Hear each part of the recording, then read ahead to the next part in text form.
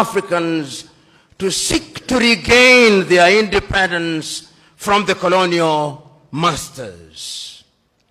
Historians will remind us that we were first enslaved, that Africans were taken, and this we seldom say.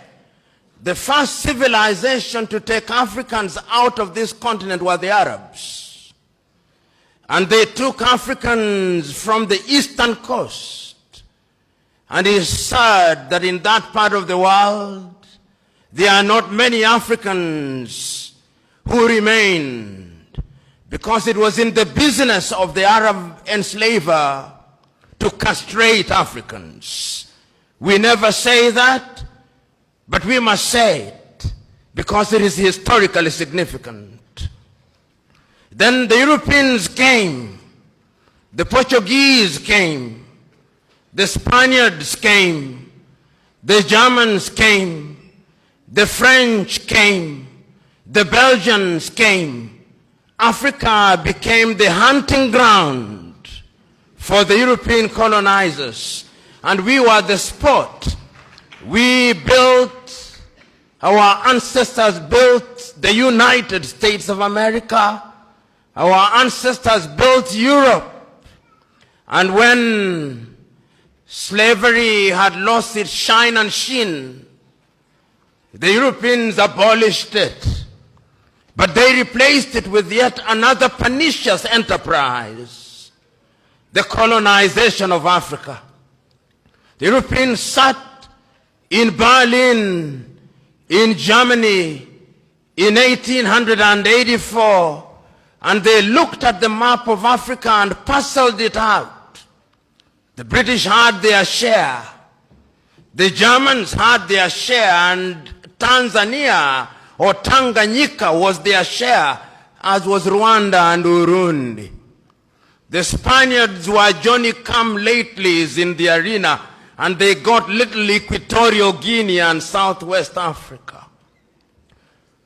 The French were here, the Portuguese were here, and we were colonized. This time round, they did not take us away. They came here, and they controlled us, and they told us, not in so many words, that we were children of a lesser God. And we were treated as if we were children of a lesser God. In fact, they told us that on the day of creation, we were merely hewers of wood and drawers of water. And if anybody were to doubt it, in 1948, it was more blatant when Hendrik Verwoerd instituted the apartheid regime in South Africa. But yet there is a sense in which the God that we worship never sleeps.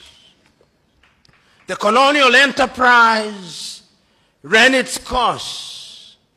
And the European tribes, the Europeans never called themselves tribes, they called them nations, were engaged in a war. First in 1918, the European tribes fought.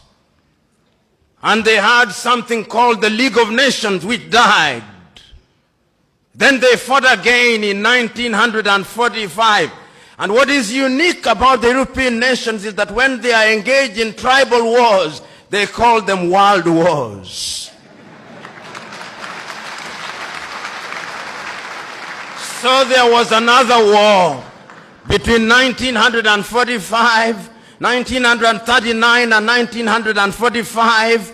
And after that, a new kid on the block, the United States of America, took the lead in saying that colonialism was something that was undesirable. But at that time, Africans were never quiet. Those who had been taken out had already started agitating. Many of us here will remember Marcus Garvey, of whom Bob Marley says, Garvey was a buffalo soldier in the heart of America. And many of us will remember W.E.B. Du Bois. Many of us will remember that they started agitating that Africans must regain their dignity and their independence. And indeed, in 1847, in Liberia, a small group of Africans were brought back in Monrovia, and Liberia became the first independent black nation in the continent of Africa. So soon thereafter in Sierra Leone, they also created yet another colony. But Africa was colonized, except Ethiopia, which they tried to take in 1938 and exiled Professor Dr. Haile Selassie. And unfortunately, they were defeated, as you remember, in the Battle of Adwa. Africa can defeat European tribes. This history is necessary that we are able to appreciate the freedom that we gained. So that Garvey came, W.E.B. Du Bois came, but there was another crop after the 1940s who had had the advantage of European education. And there were people in Europe also who are beginning to recognize that indeed equality was necessary. And this was not anything new. In 1776 in the United States of America, the American state sitting in Philadelphia in the United States of America declared unto themselves that all men are born equal, that they are endowed by their Creator with certain unalienable rights, that among those are life, liberty, and the pursuit of happiness. A few years later in France, after the revolution, they also recognized that we were to be equal, so that the colonized nations which had now taken Africans thought that they were safe.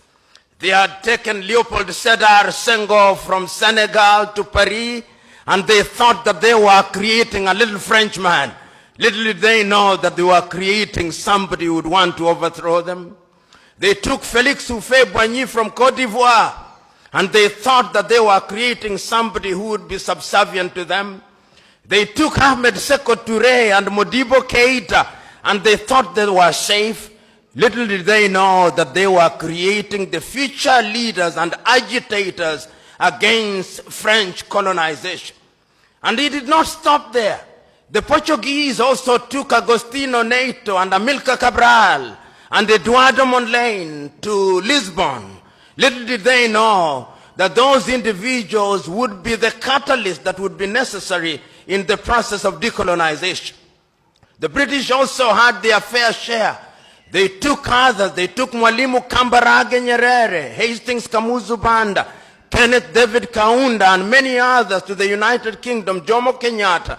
Little did they know that those would be the individuals who sometimes later, and in Ghana, of course, they took the Osagyefo, Kwame Nkrumah, and in Nigeria, they took Dr. Nnamdi Azikiwe, Abubakar Tafawa Balewa, and Sir Ahmadu Bello, the Sultan of Sokoto. There is a sense, therefore, in which these individuals started recognizing that having been enslaved, having been colonized, we now had to liberate ourselves. And the agitation started. And Kwame Nkrumah and his Ghana acquired independence in 1957. And I still can hear Kwame Nkrumah through the vicissitudes of time saying in Accra, Ghana, that Ghana is free and will never be colonized again. But the freedom of Ghana means nothing if the rest of Africa is not free. I can hear